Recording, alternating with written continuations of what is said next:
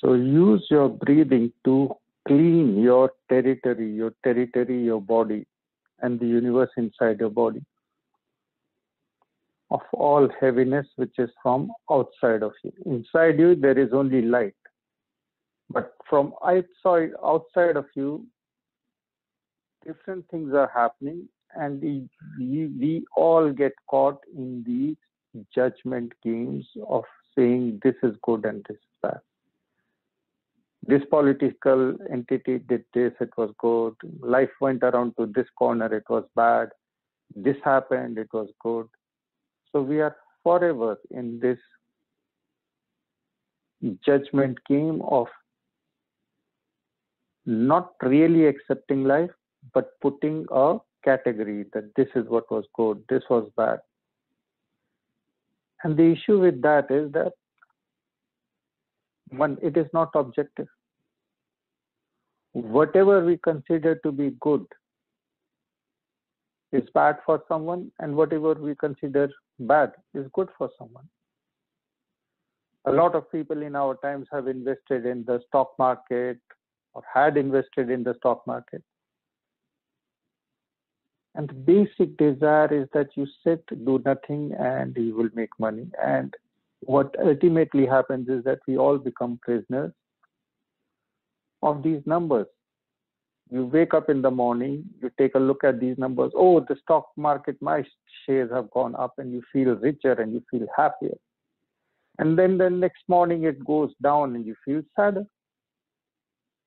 So maybe you will make money and maybe you won't make money. But for sure, you will have this artificial stress linked to your life for all time because you're monitoring it and it's a life thing.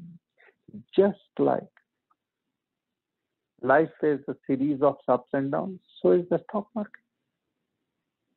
So as long as you are playing the judgment game, there is no chance of happiness, lasting happiness. I'm not saying that you felt good, you felt a wave of adrenaline. Oh, you did something and you have made money sitting still and not doing anything. You just clicked, you put in the money and then it went up and then you feel, oh, I made some money, and so what? What is it that with money you can buy that will be bringing you more happiness? Comfort? Yes, of course, money can bring you comfort. And sometimes the comfort level can be so extreme. For example, if you're in India, you're dying of hunger and you're contemplating suicide and killing off your family because there is no money. But we are all in North America. We have, in contrast to the stress that people have in India, China, etc., we have got artificial stresses. Just yesterday, someone brought me over their son, and the son wants to go to the monastery. And I said, okay, monastery is not about living peacefully. There is no peaceful life inside a monastery until and unless the peace is inside you. And his parents were telling me that this guy likes to play video games, and he's just into, like, he certainly wants to go to monastery, etc. And he doesn't want to work, etc. So the point is that if you are working honestly, you're making money honestly, you're paying the taxes, you're already in a place of monastery. But if you are like this guy that, okay, I'll go to the monastery and then I won't have to work, etc., I said, it's not like that. In a monastery, you'll have to wake up at 4 o'clock, 2 hours of solid praying, and then you work, you have to do physical work. And then after doing physical work, you again pray. So it's 10 hours straight of praying and working. And then you are allowed to sleep, and you go to sleep at 9 or 10 after again praying, and then you wake up at 4 o'clock. So if you want to go to a monastery and you say, what is the name of the monastery? I want to go there right now. So yeah, I will give you the name of the monastery. They are in California, etc. They are there. Once it opens, you can go. But do they want you? You have got addictions of smoking. You have got addictions of playing video games for 5 hours. You don't help around at home. You're not working anywhere. You're living by virtue of your parents. And you think that because you don't want to work or for some reason you can't work, then going to monastery will solve your problems. It's not. Monasteries even can be having different types of exploitation of the person, because monasteries have got discipline. So they have got different people to enforce that discipline, and they have got hierarchy. So not everyone is treated the same. You have to be a senior, etc. And then inside a monastery, how do you know there is no politics? There is. To be the head of the monastery means you start to control the budget, you get respect of the people, etc. So you have to work through your way, a different hierarchy. So it's not going to be that you get into a monastery and you're going to be having an easy life, etc. And if you want, the trick is to live your life as if you are living in a monastery. Your mom is already feeding you thrice. Ask her, and the mom was there. I said, feed only very basic food. Feed to your son very basic food. No video games, no nothing, no TV. Lock up yourself in the room for 90 days. Pray for at least for 4 hours every day, 2 hours in the morning, evening. And rest of the time, help your mother and father with things at home. There's always so many things to do in a home. So instead of going to work which you don't want to, then work at home with a prayer. Monastery is not the resolution that you think it is, because there are hierarchies, there is a discipline. You have to get up, and they are going to be extracting something from you. It's not that you will just close your eyes, and because your mother is asking you that you should be working, then you're going to be avoiding those comments, and monastery is a heaven where you're in a room and you are at peace, etc. No one who is already not having peace inside themselves do not find peace if they go to a monastery or temple or anywhere. That peace, the monastery can be a trigger, but the peace has got to be inside you. And how do you get that peace? By disconnecting with the external sources of what you think is comfort. You have to basically discipline yourself so that all the things that the world says is comfortable and is good and is joy to your mind, etc. All those addictions you have to cut out, including rich food and smoking, absolutely, and TV and all those entertainments, etc., so that you get focused. And your focus has got to be, in the first phases, is going to be your praying, which is continuously. So praying continuously becomes a mantra. A mantra is an invocation to God, inside, outside, everywhere. And then these mantras, these invocations, these continuous prayers, they awaken inside you the energy behind the biological energy. The energy behind the biological energy. And this energy behind the biological energy is what will clean your heart, mind, and then you will have peace. And not always. I do meditations with you guys, etc. I had issues at work. I had so many judgments. Oh, this shouldn't have been doing like this, etc. I lost around 50% of my productive time thinking I should have answered this, I should have answered that. And then I had to go back to my own teachings, not my own, but the teachings which flow through me. And yeah, I have to accept it if that's the way it is happening. What's the worst that can happen? Laid off, okay, I'll get another. These people did not give me the job. The universe gave me the job through these people. Thank you. And if the job goes away, it is not these people, or the situation. It is the universe taking it away to give something better after some time. Thank you. So, you have to be totally non-judgmental about things that you do not control. And acceptance of life comes when praying continuously makes the prayers an energy of enlightenment inside, not inside and beyond the biological energy. So we will get around to it.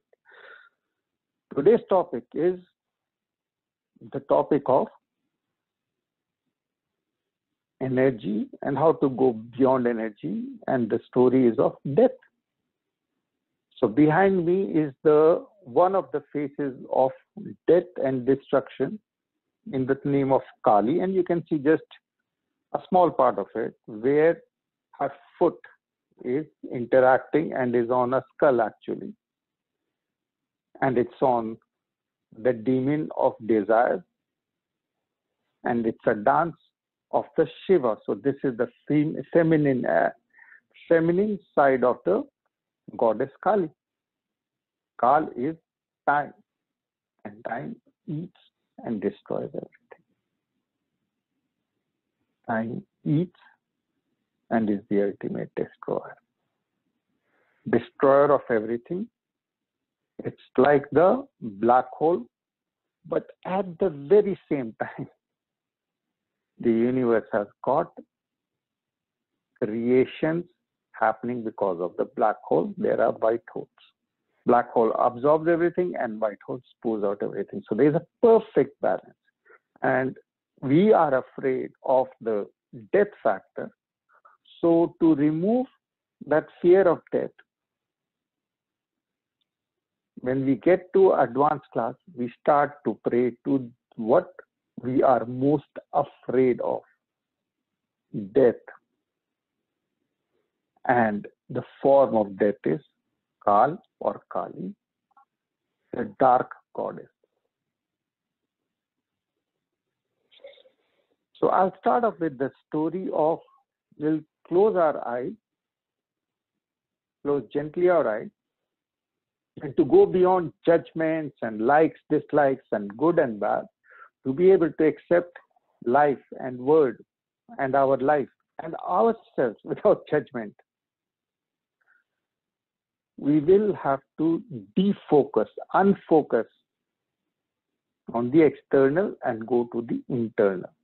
Now, when we are living on this planet, because we are functioning through a body, we are always thinking, oh, I'm going to die, I have limited time. And as I said, these are attributes of the body. The body dies, the body has got a history, the body has got parents, the body has got a passport, the body has got a string of things that happened and which we keep in the mind. The body has got fears, what may happen tomorrow, all these projections. The soul has got nothing. All these are attributes of the body. The soul does not have these attributes. The soul is attributeless. Why? Because it is called Atma. Without any words that can describe it is the easiest one to understand. So all descriptions that you can put of your soul are false. Because the soul functions through the body that you can see and feel, you think that the soul is having attributes of the body. But it is like water which you have poured into a jug. So you think, oh, the water is like a jug in form, but water itself is formless. The same way, the soul power is locked up in the body, but it is not restricted by the body. It is restricted by our thinking that we are restricted by. To go beyond the body, you invoke the simplest mantra, Om Namo Shivaya. So breathing Om, this is also called pranayama. You use breathing energy with the mantra's power to clean your universe, which you consider to be your body. The universe inside you, which is absolutely infinite. There is no such thing as finite universe. And the body, especially the heart, is the place where the infinity of your universe meets with the finite world of perceptions. emotions, thoughts. And the head and the heart are two mirrors reflecting each other. If your heart is open with love, your head will also become giving. If your head is having heavy thoughts, your heart will also become closed. They reflect each other. In fact, there have been numerous studies done by people who found that if someone is happy, then they will be giving more, giving more. If they are feeling happy, they will say yes more often, etc. There are tons of such studies, and you know it from your life. But most people in North America have got much more than people in India, where there are times when people are really committing suicides of themselves and killing their families. So the families will not be having to face that amount of poverty. But we don't have that. We all have luxury, but we have got more stress, which is artificial stress, and therefore very difficult to deal with. Real stress, if you think, okay, if money and then something can be worked out or maybe not worked out. But artificial stress, we have access to the internet, we have got such a good social structure, we have got so many privileges, etc. And we even have access to this knowledge or clarity which can free us. But still we live in a world of judgments. And because we live in a world of judgments, half the things that we see we consider good, and half the things we consider are not good. And the moment we have created a list of things that we consider are not good, we ourselves are then changing our lives so that those not good things will come more and more in our life, so that the higher self is teaching to us, the lower personality, the meaning of life. Because when we come on this planet, if we have just made money, if we just have had relationships, if we laughed and everything and this, and we go back and then suddenly we realize we came for something else. We did not come to consume air, food, have sex, and then go. I promise you that all the people, you can go to a hospital if they allow you and ask the people who are rich and dying, what is it that you regret? Everyone will say, I regret not giving more. I regret not taking less seriously more things. No one is going to, I want more money, I want more, even relationships, etc. No. When people are dying, you get clarity that we were sent on this planet to fulfill our obligations, which means to help others unconditionally, without acceptance. Oh, I helped you, now give me $5 or give me love, respect, anything, unconditional. And then when we feel that we have done whatever we could for the other people, then if we are dying, we are still in pain, it's physical pain, but we are able to manage it. Praying meditation will not mean that old age will not hit us. It will. It is part of being born on the planet. But when you are in a prayer rhythm, praying continuously evokes or transmutes the biological energy inside us to a clarity energy of love, unconditional love. And that energy inside our infinite universe, which we call the body, inside this body. When we see it in our mind's eye, then we see the infinity. When we see with our two eyes, we just see the finite world where things are up and down. But inside us, with this praying energy of continuous praying is once more mantra. The mantra energy resolves and fills our own universe with the harmony of love. That is all. And to start it, we do it with Om. You can do it with any prayer, but we have been doing it with the Hindu way now. So Om, breathe in. Om. Namo, the most important transmutation. Transcendence, if you want to. Transcendence of your lower self to a higher self by imagining that your heart is a church of joy, a synagogue of happiness, a temple of love, a masjid of pure Allah. Buddha in honor rose. Namo. Shiva, just let loose and dissolve. Shiva. Om Namo Shiva. Om, breathe in. Namo, let that biological oxygen that you are intaking through your nostrils drop to your heart and become energy of pure love, light and laughter. Changing your heart, your biological heart, making it what it is supposed to be. A holy place of divine love, unconditionally being sent off to everything and everyone. Om Namo Shiva. And then this is the healing. First you heal your heart by making it a magical holy place. Om Namo Shiva. Om Namo. You can even imagine that you're breathing out from the heart, sending blessings and love to everyone. Om Namo Shiva.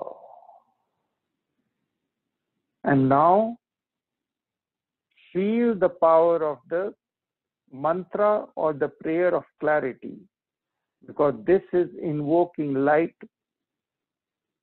for the light of enlightenment for everything and everyone, for all the rocks, for all the seen and unseen. Nothing on this planet is not from God, so nothing is there which is not a part of God. Absolutely. So there are no judgments, this is good or bad. Everything is from God, so everything your heart is able to accept, whether it is Hitler, whether it is the concentration camps which have happened, etc. It was a huge cleanup. You see everything as unconditional love in different ways, in different ways. And you acknowledge all the people who have suffered because of the past crimes and upheavals that have happened on the planet. And you change your heart, which reflects all the past history. You break this curse from the past by turning your heart into a pure, unconditional love place. You bless everything and everyone from the past, even Hitler, Napoleon, all the people who ended up in the camps and who suffered. Everyone you send to them unconditional love, so that there are no judgments inside you. If there is a rock, if there is an ant, if there is a person, no matter what they look like, they were created by the same power of creation that you are hooking into deep inside yourself. Om Namo Shiva. Om Namo Shiva. Now, in the Vedic times, when people's word had a lot of meaning, there was a father, Gautama. Gautama is coincidentally the name of Buddha also. But this is a different Gautama. Just like there are thousands and millions and billions of Taruns and Varuns and Aruns and every name that you can think of. But the same power of Brahma playing inside everyone. Beyond the name and beyond the form is the same power. So Gautama was having a difficult time, as everyone is, whether it is Vedic time or these times or current times, everyone will always be having problems, so that we can circumvent them. We can win over them. Why is there Himalayas? So that people can go and climb and feel, oh, we did something. So there are always going to be problems. And to please the gods, he was giving away cows. This story is from the Katha Upanishad. One of the Upanishads are the short form of Vedas. Vedas are like old Bible, the Torah, the Quran, huge and with a lot of dense things which are very difficult. It takes a lifetime to read one. So there are 4 of them. It would take 4 times. But Upanishads are small extracts of the very basic core teachings from them. So you can read the Upanishads whenever you have the time. So this is from the Katha Upanishad. So Gautam is giving away cows as an act of charity to please the gods. And he has burnt a fire, which is one of the ways to clean yourself and ask the gods to burn your whatever is heavy, whatever is, it's an offering of your own self. So the fire is outside, but it's also inside you. And you burn off everything which is not pure so that you become golden light. So there is a fire. And he is invoking the gods. And as an act of charity to please the gods. Because gods is what? Other people in our life. He's giving away cows, which was the form of wealth in those days. And he had his around 8-year-old son called Nachiketa. Nachiketa was with him, was with his father Gautama. And he saw that some of the cows that my father is giving, they are old, and he wanted to point to his father that, look, father, these cows are not really worth it. So he couldn't criticize directly. He starts to, an 8-year-old boy starts to bug his father thousands of years ago. Father, who will you give meat to? 1 time, 2 times, 3 times. And the father was still at the end of his prayer, and he just said, I will give you to the god of death. And suddenly he realized, what has he said? And the fire was still on. So the communion with God is still happening. So whatever has been said has to be realized. Now the father immediately regrets it, but the son is the son of a Brahman. Now in India, there are 4 castes, but the castes are the traders, the rulers, soldiers, and rulers are 1. Then there is the teachers, and the 4th caste is the workers. But it's actually not by birth, which it has become in India. It's by your acts. So sometimes you're just working mindlessly, not enjoying it, not considering it. So that is the lowest class. And sometimes you are always going to be trading and doing something for your livelihood as a trade-off. So that at that time you are a tradesman. And sometimes you will have to fight for your principles, whether it's an emotional fight or your rights. So that time you are a warrior. And other times you are seeking Brahma, the unconditional creation of love, which the universe is, and the truth behind yourself, which is Brahma. So that is a Brahman. It is not by birth, it is by your act. So this boy was a Brahman boy, and he had to be looking out for an understanding of the self, not your body, not your name, not your form, but beyond that, what is it? What is the infinity of life flowing through this limited body? So he went to the house of death. In those days, death had a house and people had an address of it. So he went over out there, but death was outside. Now the god of death was going around doing his job. This death was something sort of not planned. So the Brahman boy waited 3 days, and at the house of death, he was asked, would you have something to eat or drink? He said, no, I'll just wait. So 3 days he fasted and waited for the god of death, who in the Indian classics is represented as a huge, overweight person with a handlebar mustache. So he looks very fearsome. He looks more like a biker, and instead of a Harley Davidson, he has got a black bull that he rides. He carries on his hand a huge mace, and that is his weapon. And he arrives back and sees that a Brahman boy of 8 years is waiting for him. So he's very taken aback, but he realizes not everyone would have come to visit the house of death. It's usually everyone wants to avoid death. So he asked the boy that, I'm very pleased that you are such a Brahman. Now I will give you 3 boons for the 3 days that you have spent waiting for me. Ask, and I will give them to you. And the boy, the first thing he says, may my father's anger subside.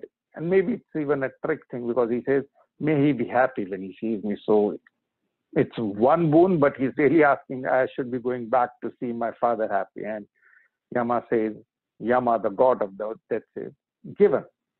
And he's very happy. What an easy boon. Making a mortal happy with is not so difficult. Maybe if it was North American feminine energy, it might have been difficult.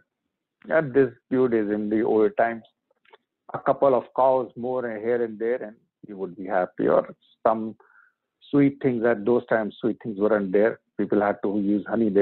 Sugar was not in so much in everything. So Yama is very happy, given. Then the second one is slightly more. Now the boy is asking that there is a ritual of the fire which gives to the people who practice it enlightenment, and it's the secret of this ritual of fire I want to get from you and share with the society. Now, so the first was the boy took care of his relationships. The second is he's asking to the god of death for a boon for the society. So Yama thinks about it. Yes, this will give to the humanity a way to pray to the gods, and another ritual, an effective ritual of working with fire. I will share that with you. And he shares it. What that secret is not really shared in that book, so that you know. So he shares the secret of the fire ritual. Now the third question, the third boon that the boy asks the 8-year-old is, sir, I want to understand the secret of death. Now the god of death is all afraid. He says, you are asking me things which even gods do not understand. Even gods, he says, do not understand the secret of death. And it's very complex. Why are you asking me this? Have a long life. And he states to him, you will have rich palaces, you will have food, you will have even all the relationships and women and all that you will have. You will have happiness, you will have huge kingdom. The same temptation that the Satana showed to Jesus in the desert when Jesus was fasting. Are there? Remember, this boy has also been fasting for 3 days. And the boy says, but all these things come and go. I want the secret of death. And 3 times the god of death tries to tell him, ask anything else. Ask for not this thing which is so difficult and is not so much of even of use to you. Ask the secret of, ask anything else. You will have kingdoms and all that you want. And he says, no. All these are sense things, these come and go. So then Yama, after seeing that this 8-year boy is so serious, then he starts to share. And he starts it with the first secret. The first secret is you have to focus on the vibration of Om. This mystic symbol and its enunciation, using it as a prayer, will free you. Because you can't have a name for something that cannot be described in words, then Om is the holy chant.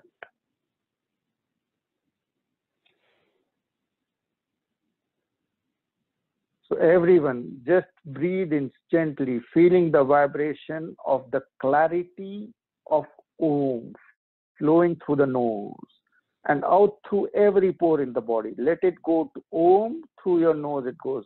And then Om, when you radiate love from each and every pore of your body. When you breathe out, you will of course be breathing out from the nose or from the mouth. but in reality, you're breathing out from your whole body. Oh, oh, oh, oh, oh, so that it becomes a part of your life. Oh, oh, oh,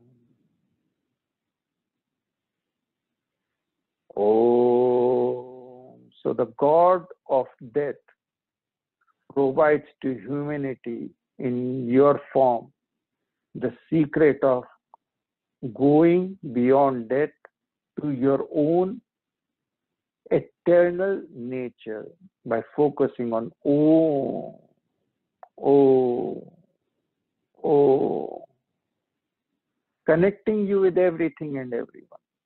Oh, now this body that we use as our means of transport has got 5 senses, and we are on this planet to use these 5 senses to help others. These 5 senses come with the body, but we start to live for these 5 senses. That's our biggest mistake. So with the eyes closed, you now start to understand that your body is your means of transport. It's like your chariot. In fact, it's a chariot. And these 5 senses enable you to feel the world in its very raw and very tangible and very concrete. So think you can touch like a rock and everything, and you can breathe what a rock smells like, or you can use all the 5 pure senses on the rock.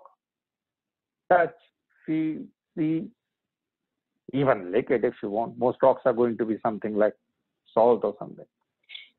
But the point is, you can use on a very concrete rock representing the world your 5 senses. Now see the 5 senses as the 5 horses of your chariot. The chariot is your body, the car is your body, and your 5 senses are the engines which are driving it. Now beyond, the senses work in a very concrete and very coarse world. It's not very fine, it's very coarse. It's very, very in your face world. Very, you can have, your body has got immediate proof. Yes, there is a rock and it has got these 5 characteristics and I can touch, feel, see it. Okay. Now, when you go put your focus instead of the body into the part of you which processes, which gets these emotions, which gets these 5 feelings, and that's where your emotions are. So when you touch, let's say, something which is wet, and if your mind thinks it's like a snake, then the emotion in your heart is going to be of disgust or terror. So these emotions evoke in your heart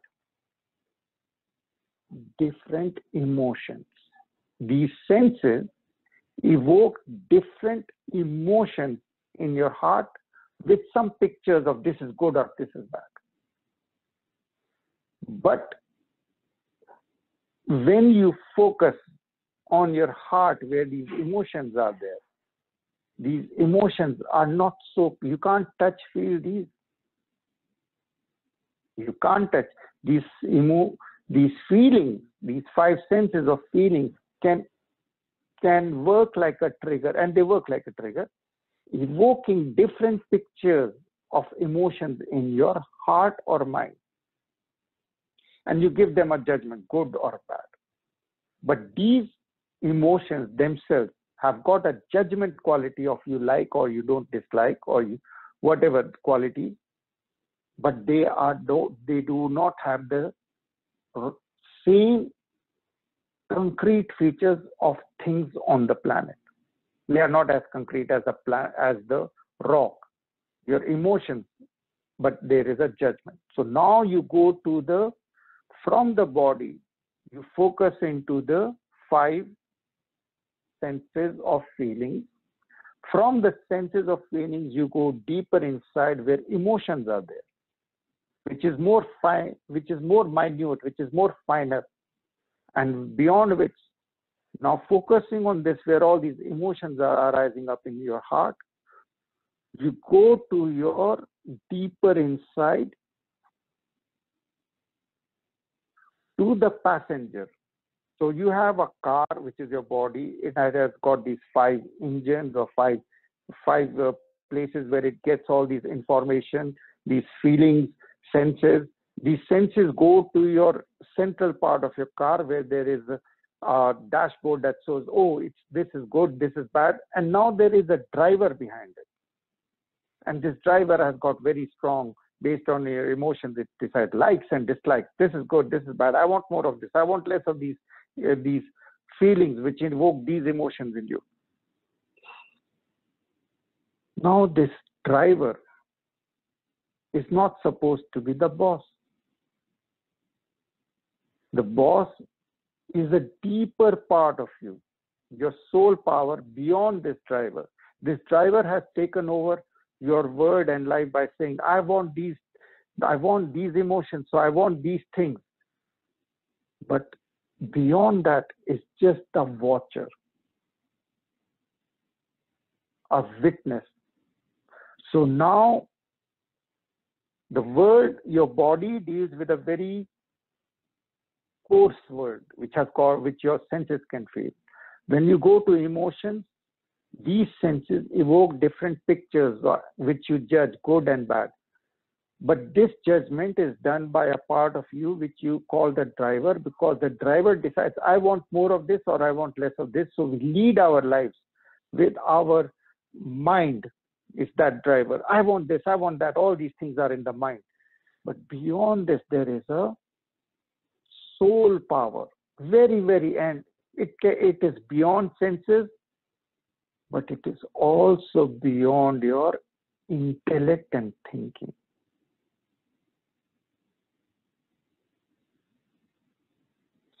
Deep inside all of us, it is the same.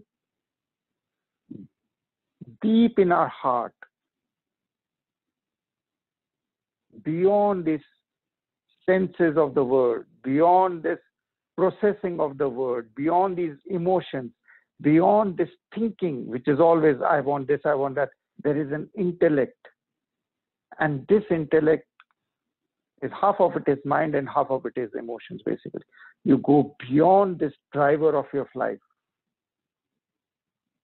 You go to the deepest part of you, the size of a thumb, shining your own internal sun, where deep in your heart there is no sun or moon. Beyond sun and moon, you are lighting up your own universe, the shape of a thumb, the size of a thumb, pure energy of consciousness deep in your heart, and that consciousness is shining with Om. Om. Om. Om. Om. Om. Om. Om. And this is total Brahma power deep inside yourself. It is eternal. Your body has got the features of dying. Your personality has got features of liking, dislikes. Your intellect has got rock solid. This is what has happened with me. This kind of this. But beyond these mind games, there's an infinite power inside you. And it doesn't care about the body. It doesn't care. Only thing is that it has a mission. We all have a mission to help others with love, light, and laughter. And if your heart is closed, then how can you help anyone else? If you think, I don't have any money of happiness, how can you help anyone? And there are millions and billions of billionaires and millionaires depressed because they are not helping anyone. They're just living for whatever agenda their mind, the driver who was supposed to be just a driver on this planet. You have promoted that driver to be the boss. The boss is your soul, which just wants to spread love, light, and laughter. And using Om, you reclaim, you achieve that power to spread love, light, and laughter to everything, starting with the people and situations that make you stressed. And the biggest stress giver is what? I'm getting old, I will die. And it looks very horrible. Kali, the goddess of death, representing time, looks horrible. She has got a blood mouth, but then doesn't everything end up with death on this planet? Because everything ends with death on this planet, you become forced to study yourself deep inside where there is no death. If death was a part of the soul, then it won't be a soul. What dies is the body. What remains is the spiritual power. And this spiritual power that we are all tapping into, you can use it to heal yourself and others by becoming givers of this holy power of Om. So you start to pray with the Om, with your breathing in and out. You pray Om. Focus on your heart. Vibrate and radiate Om, and you give to the universe. Everyone who is millionaire, billionaire became focused on the money, etc. They started living for their five senses, to have more food, to have more relationships, but they forgot when they focused on the body comfort, they forgot the spiritual mission, which actually brings you comfort of going beyond this body, which will die. Because Kali, time has promised that. But because of that dying, you uncover the part of you which never dies. Oh, and instead of becoming a consumer from tomorrow, you are not going to be thinking so much about your body, about your personality, about your likes, about your dislikes. You're going to be focused on Om and just be a giver of joy to everyone, unconditionally. Oh, oh, oh. Whatever you're doing, you're driving, you do Om, whatever you're doing, it becomes a part of your life, like breathing. And every Om that you do, you do it for the benefit of the universe. You give so that you become a balancing act to the millions and billions who are just living, I want this, I want that, I want to make my body more comfortable, I want to make my ego loved more, I want more respect, I want more attention, etc. You become empathetic and sympathetic to everyone who is in that stage.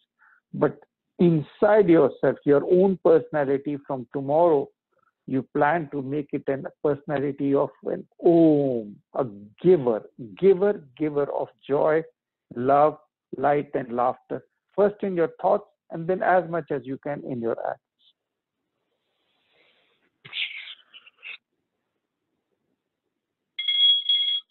Om Namah Shivaya, Om Namah Shivaya, Om Namah Shivaya. May there be total harmony in your life. May there be total harmony in your heart. May there be total harmony in the universe, which is a reflection of the inner you. Om Namah Shivaya, Om Namah Shivaya, Om Namah Shivaya, Om Namah Shivaya, Om Namah Shivaya, Om Namah Shivaya. Om Namah Shivaya. Om Namah Shivaya. Om Namah Shivaya. Om Namah Shivaya. Om Namah Shivaya. Om Namah Shivaya. Om Namah Shivaya. Om Namah Shivaya. Om Tat. Om Tat. Om Tat. Om Tat.